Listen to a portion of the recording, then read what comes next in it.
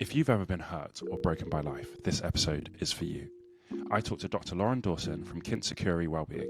She's created a wellbeing practice for female leaders in tech that's all about creating a sustainable career that has wellbeing built in. She talks about her experiences going to Japan and how that has shaped her whole philosophy for well-being, for life. So Kintsukuroi, if you don't know, is the Japanese practice of when something is broken. So let's say you drop a plate and you break it, or you drop a vase and it smashes. Kintsukuroi is about putting it back together, but putting it back together sealed with gold. So it means that what broke something actually makes it look more beautiful when it's been put back together. So it's all about how do you bounce forward from breaking things, from when you've been hurt, from when you've been downcast, from when you've been downtrodden. How do you put yourself back together with that gold in the middle? This is a really, really good episode. I really enjoyed talking to Dr. Lauren, and I know that you're going to enjoy it too.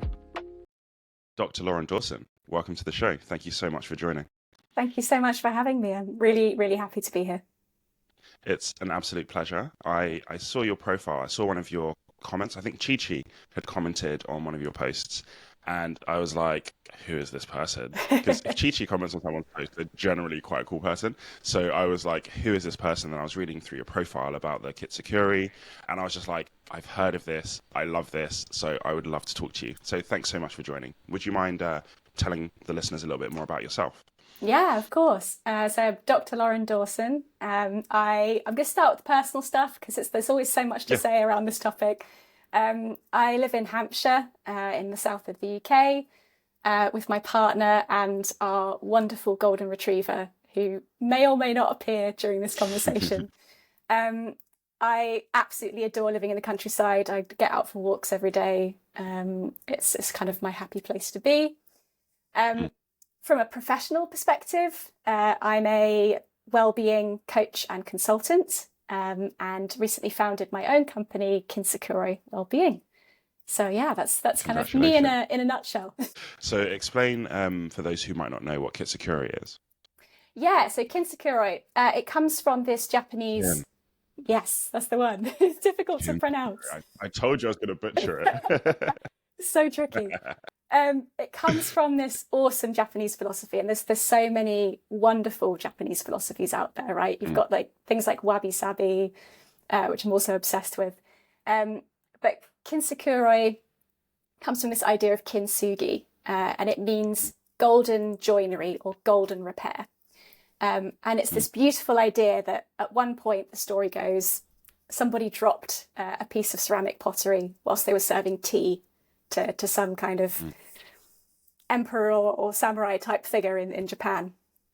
And in their kind of panic, they were like, oh, I need to go and fix this. So they went away and they thought, how can I fix this in a way that maybe it looks better than it did before? Because this was quite a prized piece of ceramic. So they, rather than just kind of stapling it together, which you'd see in the past, right? Like metal staples to fix the cracks. They got out some kind of like golden powder or golden kind of mineral that they could use. And they mixed it in with the glue, and they created this golden lacquer. And they filled the cracks with this golden lacquer. And then so they presented back this pot, and it was covered with these golden lines where all of the breaks were in the pottery. So it's this beautiful idea that when something breaks, when it's pieced back together, it can be made more beautiful. The imperfections make it more beautiful. The flaws make it more beautiful. And it tells the story of the pottery and what happened to it, as opposed to just making it look like new and like it never happened. That's amazing. And I think I saw it like on Instagram a few years ago, and I was just like, that is honestly just the best thing, because I think sometimes when things get broken, we just think like, oh, you know, they talk about like the mirror, like, you know, like when the trust is broken and the mirror, and it's like it's never the same again. So I really just loved this whole thing of it doesn't have to be the same, it can actually be better and more beautiful because of what's happened. So I really love that. Yeah, it's such a nice way of thinking about things, isn't it? It's just that reframing, like just having the self-awareness of actually that experience really helped me, and I've learned so much from it, and I want to celebrate that part of myself and own that part of myself and make me more resilient, I guess, in the process as well. Yeah. And I think that can be so tough, because I was listening to a podcast yesterday, and this guy was saying about how there's nothing bad that has ever happened that something good hasn't come from. Love And I was that. thinking about like, but what if you lose someone, you know, like what if someone dies? Like, and he would then went on to say, you know, when he lost his dad, it made him realize what he had in his mum and get Yes. closer to her and Yeah. have a better relationship. So I was just like, wow, even something as bad as that, you know, like some kind of good can come for it. So it's really, really interesting. 100%. Yeah. And I had the same thing said to me at one point, right? I was at a low point for myself. I was managing like PTSD, and a friend of mine came to me and she's like, Lauren, I'm glad you're going through this. And it just stopped me in my tracks. Yeah.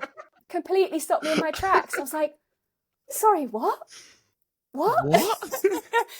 No one had said anything like that to me. And she completely took me off guard. And she was like, no, I'm glad, because you're going to go through this. You're going to grow through it. You're going to get through it. Yes. And then you can help other people because you understand and because you've been through this and you've got this new lens and this new perspective and way of thinking about things. I was like, that's powerful. And I didn't necessarily believe it at the time, but she's so right. Was that good timing on her part or bad timing, would you have said? I think it was good timing. I think I was getting to the point where I was starting to sort of see a way through. Yes. It threw me, right? I had to take a few days to like process that and understand what she was getting at. But I needed to hear that. I think that was a really good thing for me to hear in the moment. Yeah. Would you mind talking a little bit about what happened to that point and kind of how you got to what you mentioned was your lowest point? Yeah, of course. So I was in the middle of doing my PhD. So my doctorate is actually in particle physics. And I was also, as you do, I never know what to say with that. I'm just like, leave it there. I was also in the middle of doing a yoga teacher training because I felt called to be doing some other kind of movement practice and getting a community and, I don't know, processing stuff myself. And I, at that time, was like, okay, I've had this congenital heart condition basically since birth. And I decided in the past not to do anything about it because I was told, you know, it may go away, may get better on its own. But it resurfaced during my PhD. And it got to the point where I was like, okay, I think I should probably do something about this. You know, I think now's maybe the time. So I elected to have the surgery, and went in, you know, had the experience of going through that. I won't go into the details because it's not for everybody. But basically my own personal history meant that was a very traumatic experience for me, like going through the surgery itself and the recovery phase brought up a lot of stuff and triggered me in a lot of ways. And I came out of it. You know, I recovered physically. I had an incredible community around me, this awesome group of supportive women that were around me at the time. I made really good physical progress and got back to pretty much where I was at. And then I started having panic attacks, seemingly out of nowhere. So it would just kind of happen all of a sudden and I'd feel like I was going to die. That's what it felt like in my body. It was like, there's something physically wrong with me. I think I might die, was the feeling and the thoughts running through my head. And it got to the point where all these things were triggering me. Sounds were triggering me. Smells were triggering me. And I couldn't understand it. I was like, what's happening? Like, why am I feeling this way? Why am I feeling dragged back to moments that happened during the surgery? What is going on?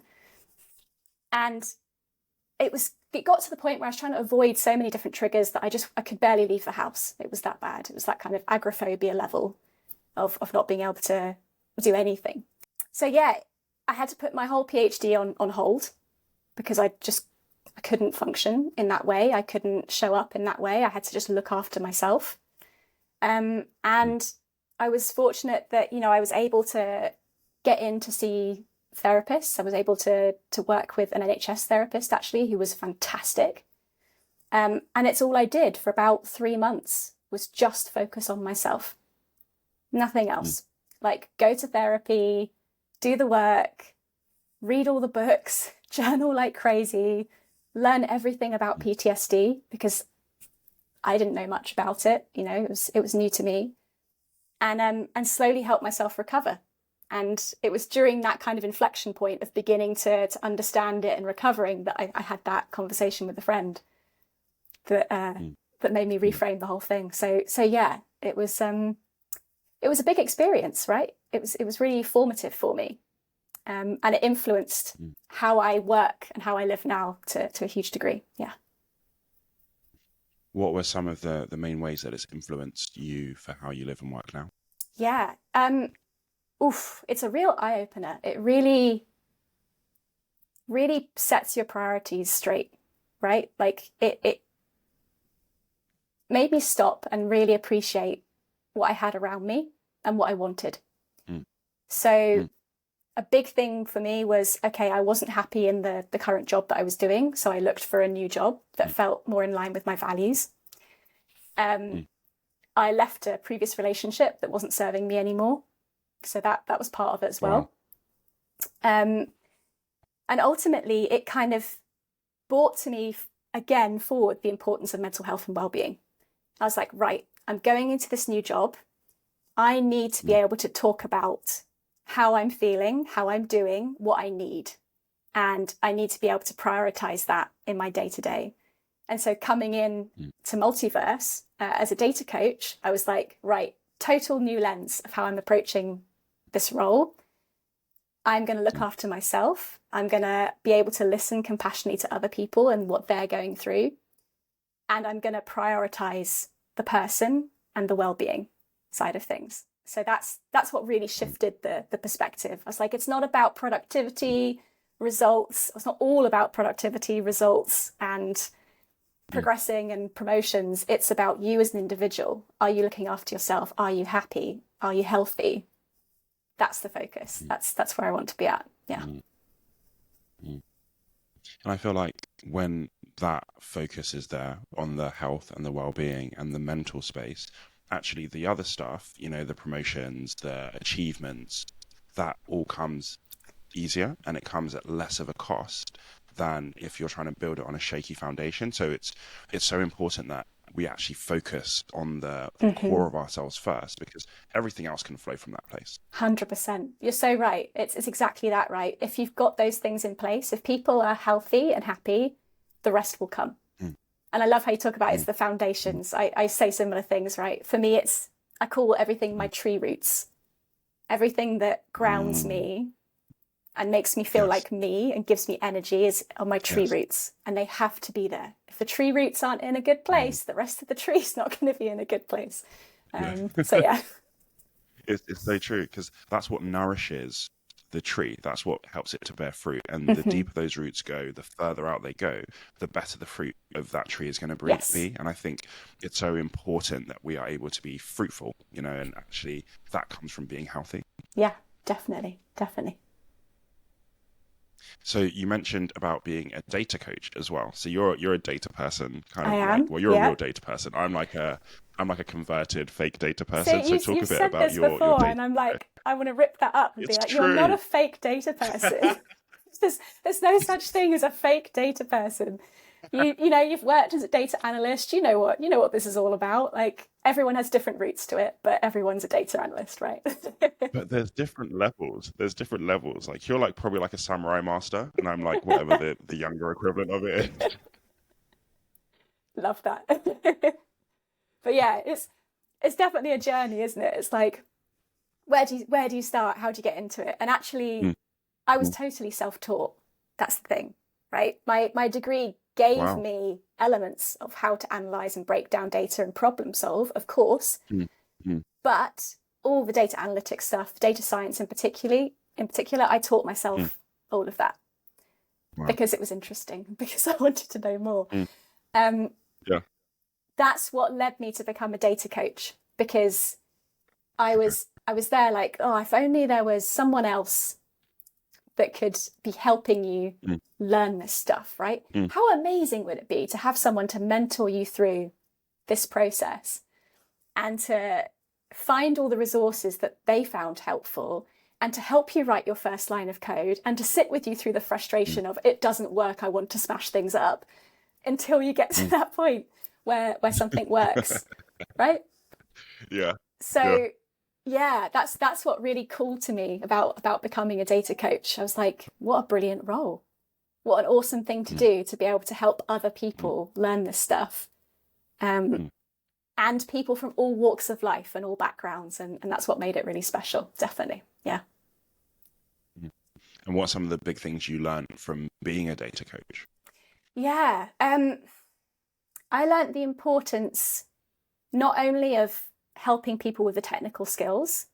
And I think that part of it, what was really interesting to me about that part was the mind blocks that people had around coding and data. You know, so when you first sat down with someone and they were like, I've never coded before, you know, Python scares me, Lauren. I don't know what I'm doing.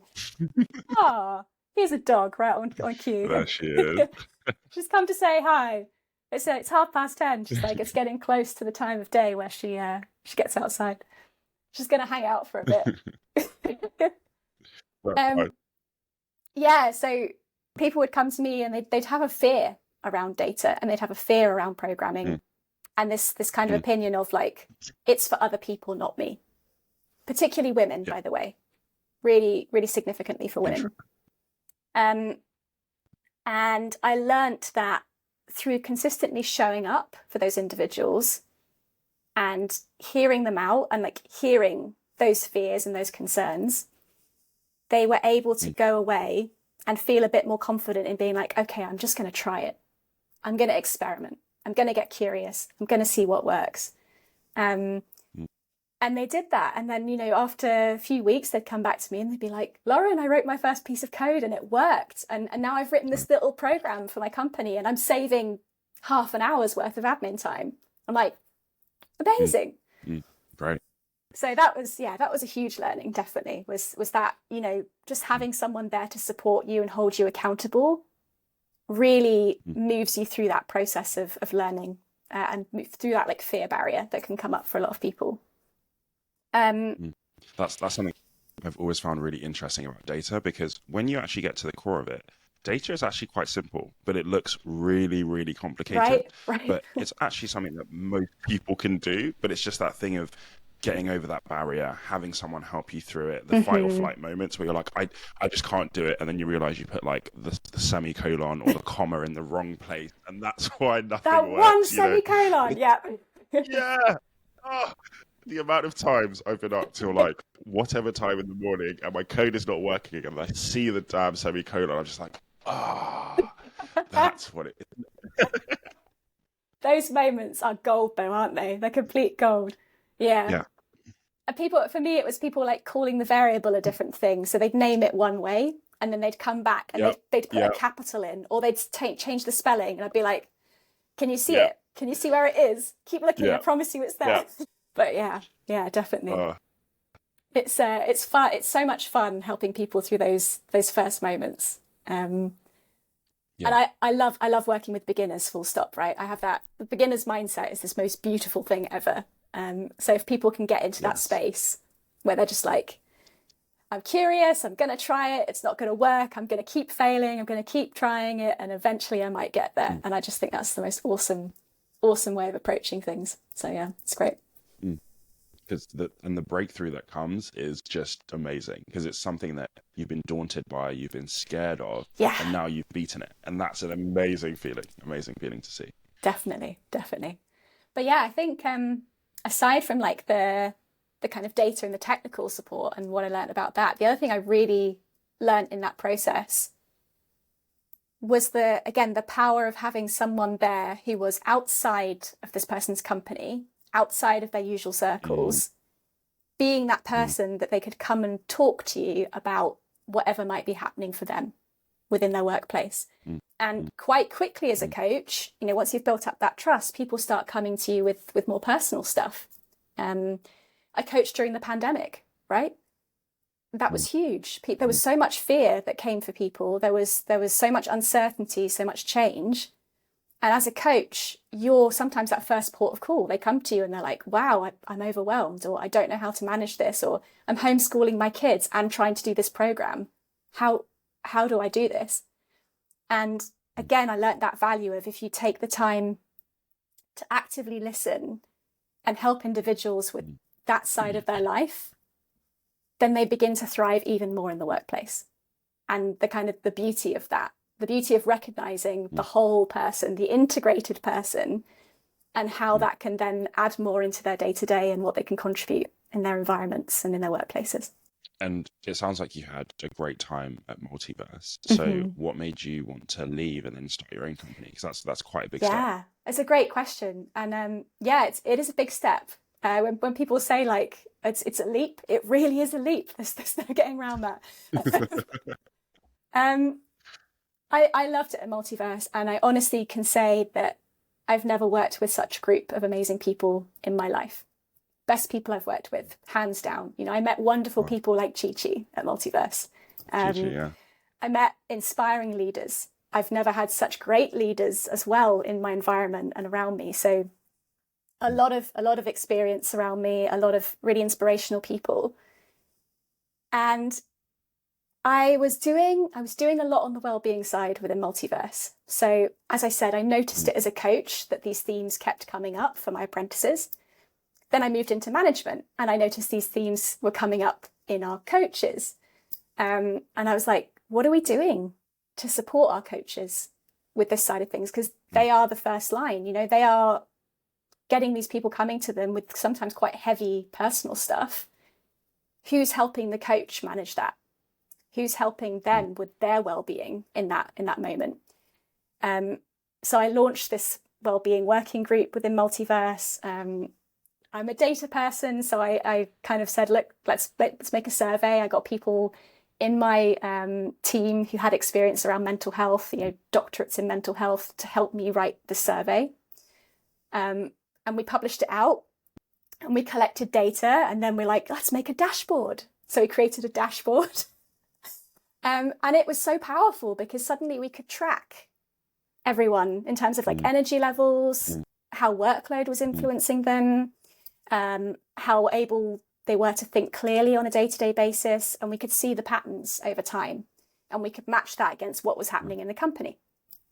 And I loved doing that so much. And it drove eventually a whole kind of incentive and approach to wellbeing within Multiverse. So I launched what I called Wellbeing Toolkit Tuesdays to initially the data team, but then eventually it became to the whole company, US and UK.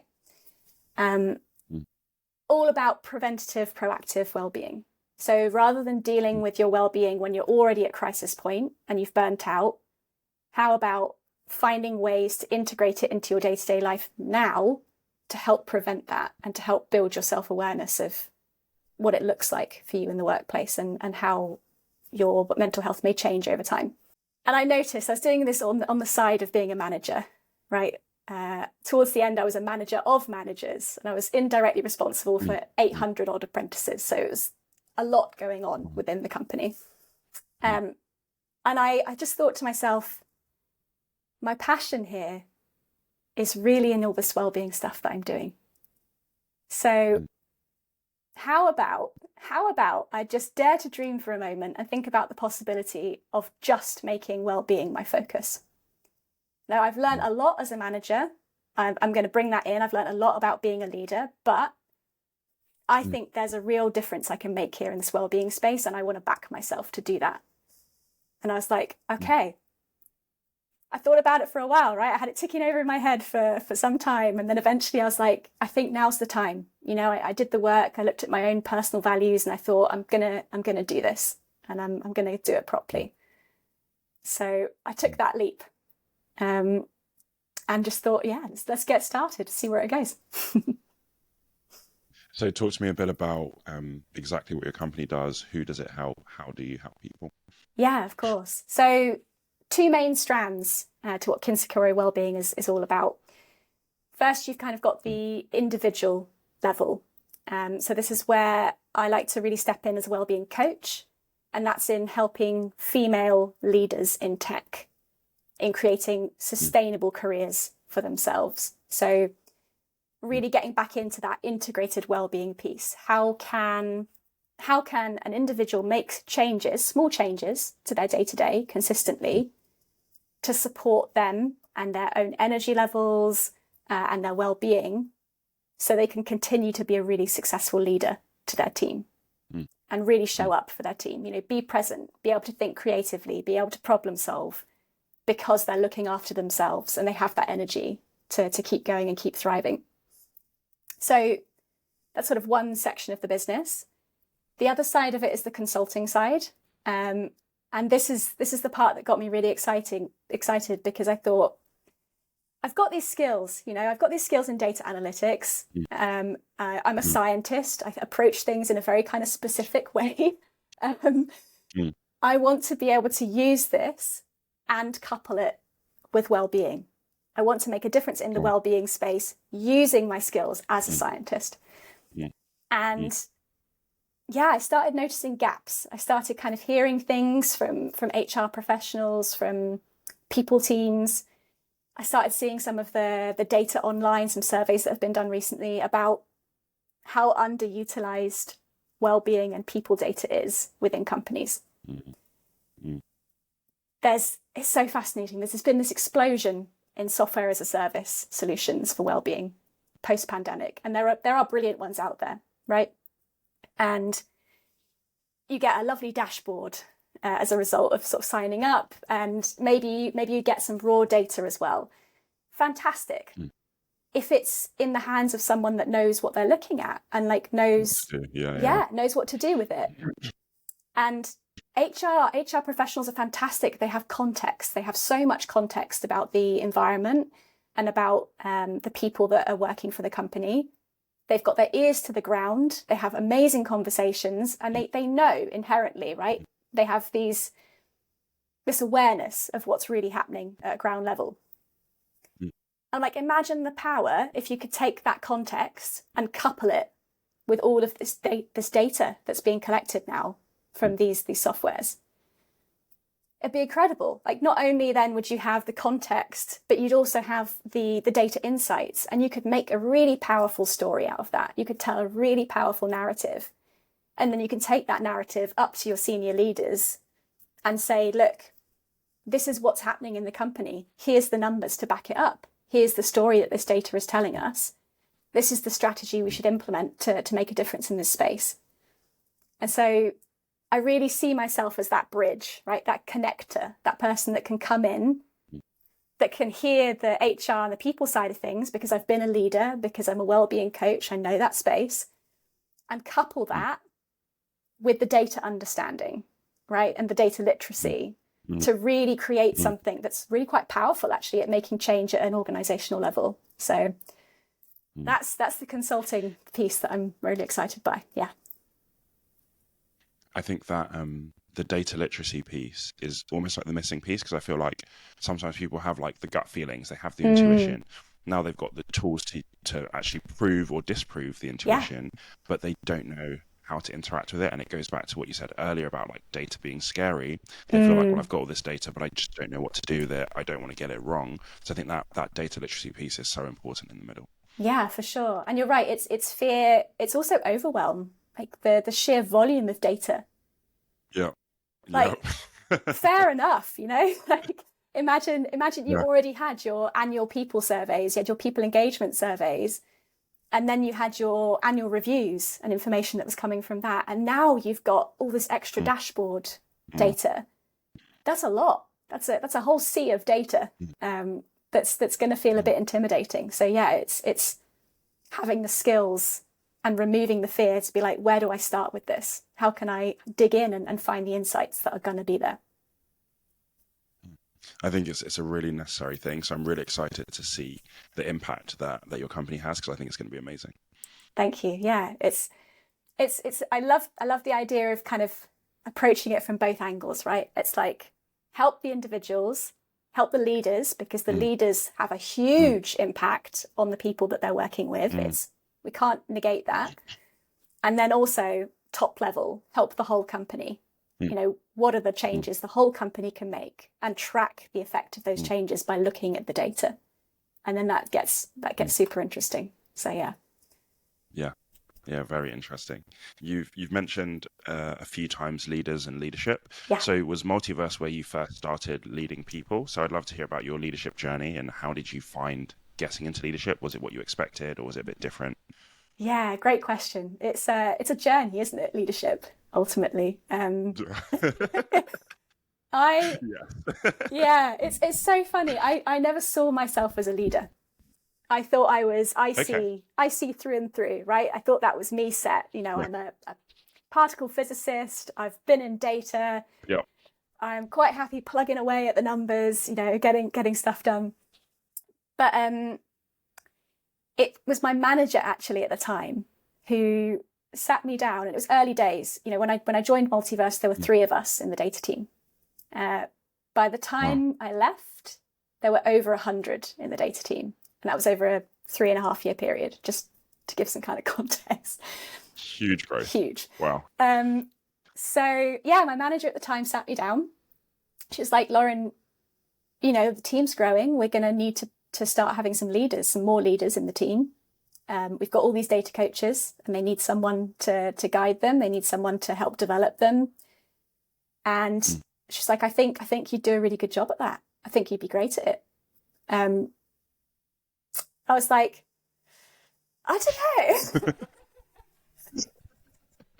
Not sure.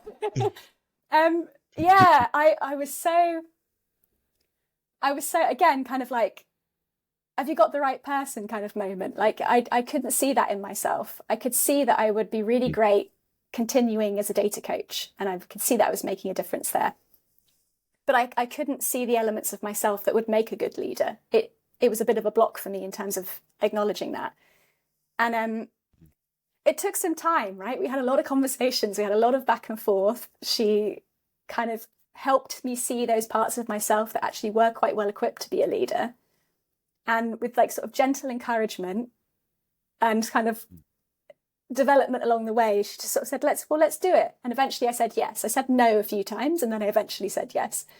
And that was kind of my first foray into leadership. But the fascinating thing is, if I look back now, I've actually been a leader quite a few times in my life and just not realized. So wow. Yeah, I mean, one of my first experiences in the world of work was setting up and running bars at festivals. So, right. I was initially starting off just sort of pulling pints and stuff, but then I became an assistant bar manager, and I had a team of 30, 40 volunteers that were helping us run the bar. So I was leading then. I just didn't notice or realize that I was in a leadership position. So I think that was what was really interesting to me, is like, I was so convinced that, it's the first time I'm doing this, but actually it really wasn't. It really, really wasn't. I'd been in that space before. Yeah. And how did you find leading kind of in that corporate setting? It was a challenge in a lot of ways. But it was also, I learned so much about myself in that process. And I learned so much about leadership in that process as well. I think because of where we were at the time that I became a leader, it was still very much a sort of startup feel, right? So there were still elements of, okay, I was leading a team, but I was also still coaching 50 apprentices. So my role was split for a little bit there. So initially, I had to learn a lot about juggling the two.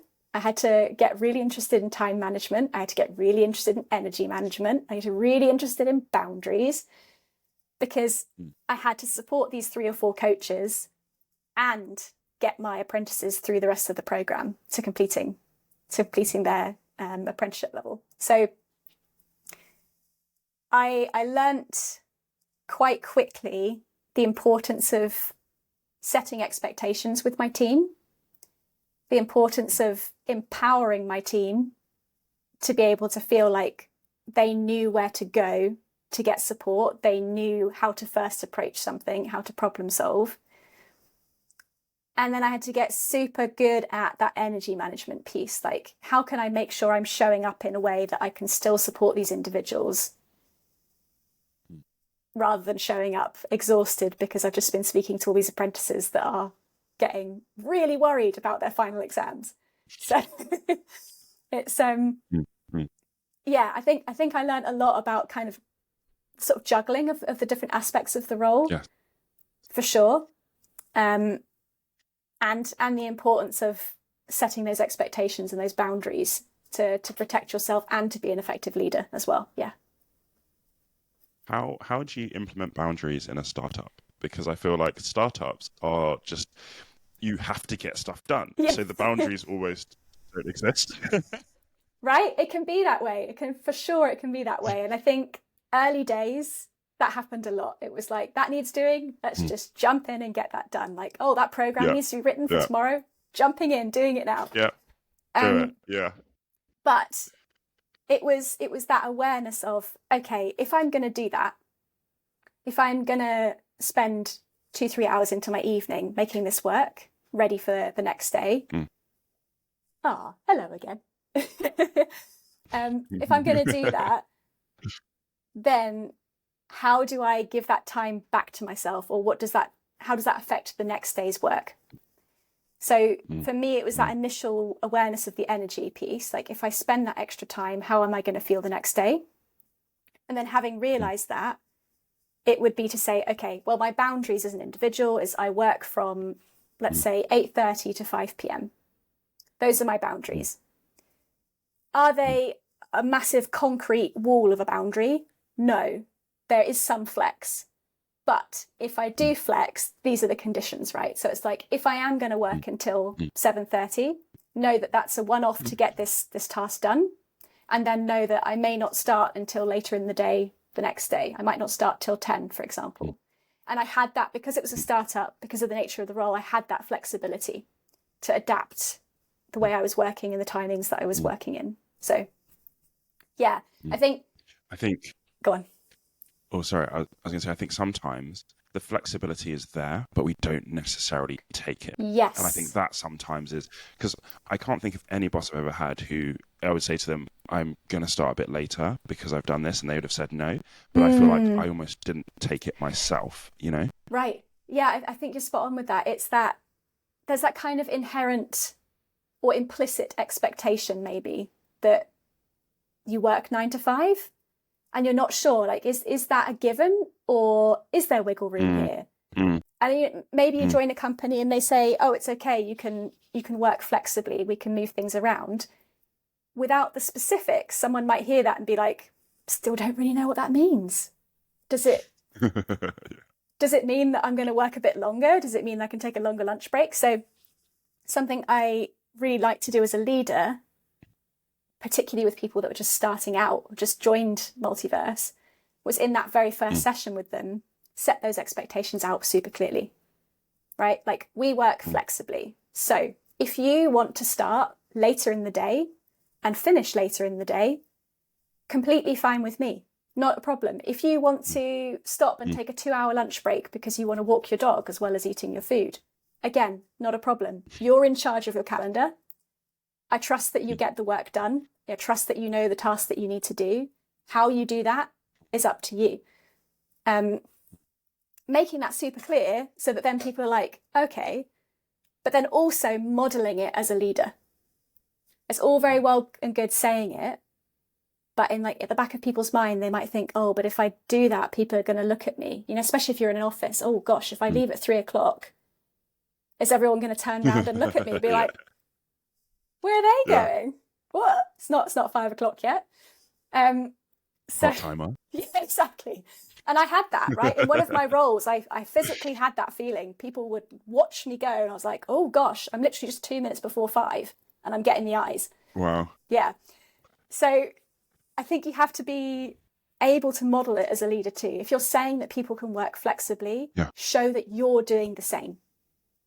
Like, have that transparency of your calendar where people can see, oh, look, Lauren takes a longer lunch break. Or like, oh, Lauren's blocking chunks of focus time to concentrate on tasks. That's obviously okay then, because I can see that my manager's doing it. So I think that's really powerful too. Like, don't just say it, show that it's okay to do it. Do it. Yeah. Yeah. That's so true. Because I had a manager and he would leave to pick up the kids.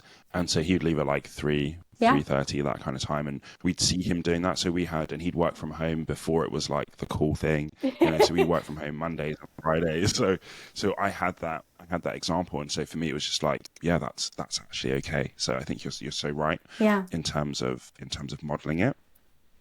I wanted to ask you, what does emotional intelligence mean to you? Yeah. Oh, goodness. I think there's two parts that really stand out to me when I think about it. And that's self-awareness, I think, is a huge part of emotional intelligence. And self-regulation feels like another massive part as well. So it's like, I think the two cross over quite a lot. Like that self-awareness piece of, if I'm having a conversation and I notice that something in me has kind of reacted to what's being said. And that could happen for a variety of reasons. Maybe someone says something that just touches a nerve. It's a story that you've heard before. It's something that you've experienced, and maybe you feel yourself get a little bit angry, or you feel yourself get a bit sad and a bit down. And it's that ability to notice that that's happened in your body, to actually be able to kind of log it and be like, oop, okay, something's happened for me here. Something's been stirred up. And then the ability to act with that awareness. So if you can sort of feel it and notice it and go, oh yeah, okay, that's a thing for me. And I notice this a lot with my experience with PTSD, because it's similar kind of things going on. It's those kind of like triggers or things that stir something in you. If you're able to notice it, be aware of it, but recenter and stay in the conversation, brilliant, with that awareness still, like with how that might be contributing to how you're thinking and feeling. But almost more powerful, if like it's triggered you so much that it's taking you out of the conversation and you're no longer present for that individual, then the action might be, sorry, can we pause this conversation? Actually, I could do with just some time, if that's all right. Maybe we can pick it up later today. And that being okay. I think that's a big part of emotional intelligence. And the same goes vice versa, right? If you notice that in somebody else, if you spot something change or shift in somebody else, like, especially if you're a leader giving feedback, because that can be tough sometimes, depending on the person's situation, depending on what they're going through. That feedback may hit a nerve for an individual. Again, as a leader, being able to say, okay, how are you feeling about that right now? Like, asking them, don't make assumptions, ask, how's that landing? How are you feeling? And then if you're hearing that actually it's a bit of a challenge, being okay with suggesting, shall we come back to this? Shall we revisit this at a later date? That's an option. We can do that. And then leaving it up to them to decide what's best for them. And does emotional intelligence play into what you're doing with your company now? Yeah, I think so. I really think so, because self-awareness for me is what makes that crack in the pottery golden, right? The ability to notice what's happening with your energy levels, to notice what's happening with your emotions. That's really powerful. That gives you choice. That gives you the ability to then think about what's the best thing to do going forward. So I think self-regulation plays a huge part as well in what I'm doing now as a coach. Again, if someone can notice the emotions and the feelings and recognize it, and that's step one. Step one is let's just notice. Let's just collect evidence. Let's observe. Let's be scientific. Let's observe what's going on for us right now. And then, once you've observed and you've collected that evidence, let's start experimenting. So, like, that this particular thing is draining you. Maybe a particular meeting always leaves you feeling drained. You're always exhausted after this meeting. You don't necessarily know why, but you are. That emotional regulation piece or self-regulation piece then goes, okay, I'm drained. How do I help myself in this situation? What are my needs in this situation to manage that? then you experiment. Then you go, okay, maybe I need to get outside for a second. Maybe being in nature helps me. Maybe that re-energizes me. Let's find a way of doing that. So I think, yeah, self-regulation is a huge part of well-being, for sure. I really like what you said about almost like self-awareness is what turns what's in the crack to gold. I really liked that, because that's about like, how am I seeing it? What am I doing with it? What am I choosing to do? Yeah. I really like. Yeah, definitely. Right. It's that power, that observe it, get curious, experiment, and then like now you've done that, integrate it, find a way of making it part of your day to day. Because that's the other missing link sometimes, is like, okay, we know that going to a yoga class for an hour, maybe as an example, helps. But sometimes it can be an add-on. Sometimes it feels like, gosh, there's another thing that I have to do. So how can you take like an element of that and bring a chunk of it into your day? And it could be the smallest thing, right? It could be putting your feet on the ground whilst you're in a meeting and just feeling your feet on the ground. Wow. That's it. Like the small thing, the smallest thing. It could be like, oh, you know what? I just need to sort of shift in my seat a bit, like stretch or like roll my shoulder, like normalizing these little behaviors and making that part of your day to day, so that you don't feel like you constantly have to find huge chunks of time to do these things. You don't have to find huge chunks of time. That's not the only way of doing this. There are other ways of approaching it. Because then it just becomes part of everyday life, and it's not, because like I think about me trying to get to the gym, and I'm like, I've not been to the gym in over a week because I've not made that block of time. But actually those tiny habits, I think they call it as well, those can help you in your day to day, so you don't need that massive chunk. And if you get it, great, but if not, you're not like spinning off. Yeah, exactly. So how could you then, do you think, if you had like 5 minutes between meetings, how could you get a little bit of that gym experience without going to the gym? I think, where was it? I was watching like a TV show or something, and this guy was talking about like when he needs a bit of an energy boost, he'll just like do like 20 squats, just body weight squats in between whatever he's doing, you know, and that kind of thing. I was like, okay, well, like, you know, do some push-ups before you get into the shower, so you're still getting some of that. Yeah. Or like, you know, the kettle's boiling. What are you doing with the 3 minutes whilst the kettle's boiling? I used to literally stand on one leg whilst the kettle was boiling, right? Just weird things. But it's again, it's normalizing the behavior. And what I loved about Japan, and what I loved about visiting Japan, is I was at a bus stop in Kyoto, waiting for the next bus because I'd walked my feet off and I was getting quite tired. And I just looked to my left and my right, and there were these 50, 60-year-old Japanese men and women doing squats at the bus stop, like whilst they were waiting for the bus. Yeah. Like doing squats, stretching their legs, stretching out their back and their arms, just moving. Just again, like they had a time when they were waiting. Amazing. They used that time. I just thought that's incredible. What a way of being. Yeah. That's amazing. Just as we close, I would love to hear some of the top things you took from being. Oh my goodness. Top thing. I'll try and keep it to like 3. Okay, it's going to be difficult.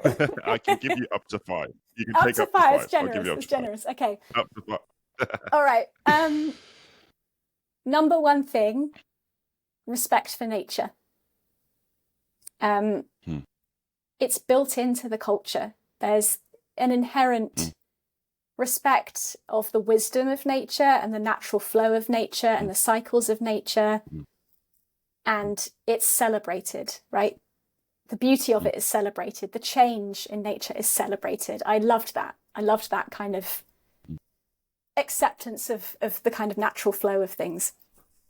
Number two